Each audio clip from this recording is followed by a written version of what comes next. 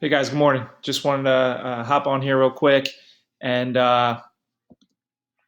just kind of go over the problems that I assigned yesterday, and pretty much just go over the ones about um, that I thought were tougher concepts in this verifying trig identity. So you can watch this if you feel like as though you need to.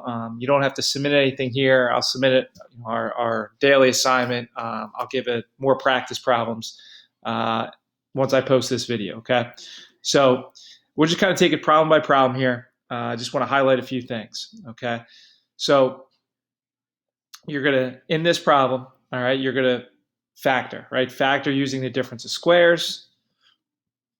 And then here, you're going to try to use that Pythagorean identity whenever you see that, okay? So it's important that we point out the method behind it and then the kind of tools that you're using, the identities that you're using to get your answer. So this was a problem that I assigned yesterday. This is the even odd identity, right, where you just take out the negative, put it in front, and then we rewrote using sine and cosine, okay? Oops. In numbers 3 and 4. All right, 3 is a problem where I saw tangent here, so I rewrote that as sine over cosine. I then said, well, let's multiply these two and make it sine squared x. Now it becomes adding fractions. And when we add fractions, we need that common denominator. So I have the common denominator. I had to multiply this numerator by it.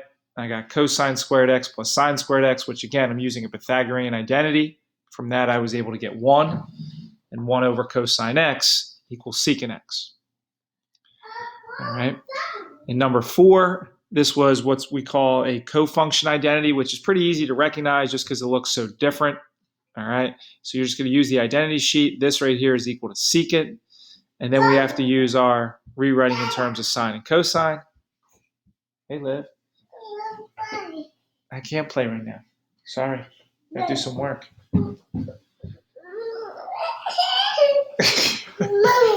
All right, hold on. Sorry, guys. Secant becomes 1 over cosine, and then sine x over cosine we know is tangent. All right. So identify the method, and then try to listen to the identities that I'm talking about as well. So right away, I saw this 1 plus tangent squared. I talked about this yesterday. I said 1 plus tangent squared is a Pythagorean identity. That's where I got secant squared. And from there, I get it. You could be unsure, so that's when you just rewrite in terms of sine and cosine. We went over 6 yesterday as well. 6 is one of those problems where you multiply by the conjugate. All right, you look at that denominator. It's not cosine squared x, so it's not a Pythagorean identity yet. Once we multiply by the conjugate, all right, we'll get 1 minus cosine squared x, which this part here I can then use a Pythagorean identity, and that's where I was able to get sine squared x.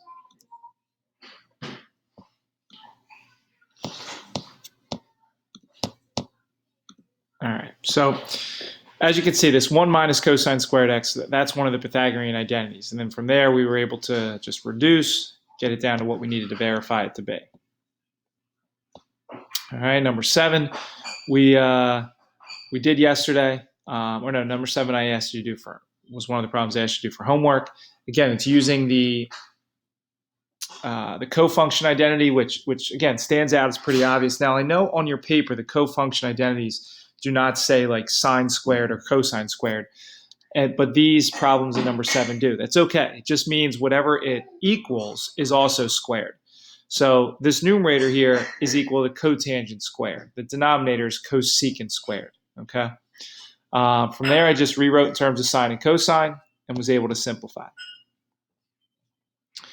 All right, in number 8, anytime you see 1 plus like cotangent squared, again, you got to start to be able to figure out like, all right, that right there is a Pythagorean identity. So let me replace that.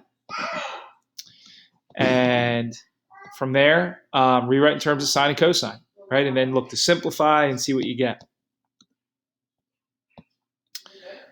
Okay.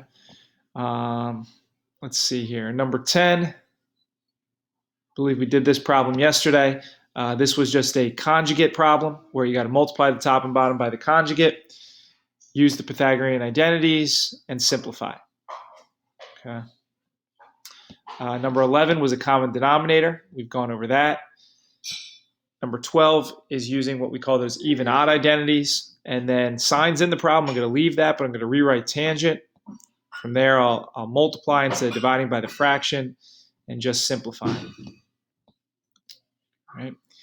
In the last set of problems, in 13, again, using the cofunction, and because they're squared here, they'll be squared as you kind of transform them. Multiply by the conjugate, which is the same thing, just different sign as the denominator. Multiply the numerator and the denominator by that. But as we've seen in a couple other problems that kind of get set up like this, what you've kind of generally had to do was FOIL the denominator, replace it using a Pythagorean identity, and then look to reduce. All right. As for the bottom four, we've gone over these. You're going to factor, common denominator. 17, you're going to just rewrite with sine and cosine. And again, ultimately do a common denominator there. Okay, number 18 is factoring. So what you want to do when I post this new worksheet is you want to go through it and you want to first identify, okay, what method should I take here? Do I need to find a common denominator? Do I need to multiply by the conjugate? Do I need to factor? Okay, and then from there, these 18 problems, you're not going to see anything that's much different than these 18. Okay, so the answers to the worksheets that I give kind of going forward, the process of those problems, you'll find in these examples.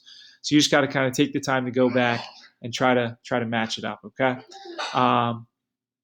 Guys, ask if you have any questions. We're just going to continue to practice these now.